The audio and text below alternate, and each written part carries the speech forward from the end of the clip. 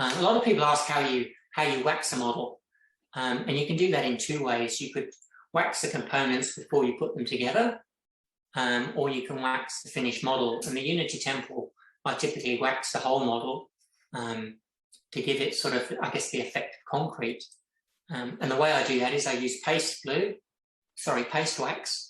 which comes in a tub, and I apply it with a well-used rag, and just liberally apply it. Just spread it all over the model. You don't need to be too careful. The only areas you need to be careful of retrospectively is the acrylic windows and things. You can kind of go around that with a cotton bud. So I would apply the wax, which you can see on the left-hand side. It's kind of all sort of just caked all over it. And then if we flip to the next slide, I then use a hairdryer, which just heats the wax up gently, and it'll seep into the timber.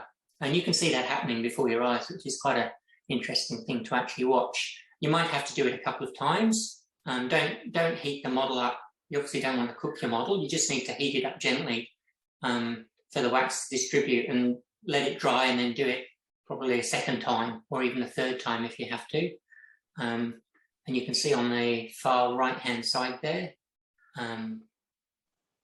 the MDF, or it kind of acts like a sponge, and it takes a while for the solvent to evaporate. And then if you flick onto the next slide, please, Greg.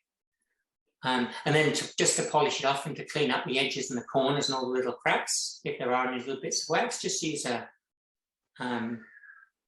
soft bristle brush, and you can just clean out the residue that's left behind. And the image on the right shows two Unity temples. The one on the right hasn't been waxed, and the one on the left has. And if you don't wax the whole model, I would typically wax the highlight parts, the cherry, just so you get a bit of a more contrast between the cherry and the plain MDF. Or the model on the left has been waxed completely, which gives it kind of an old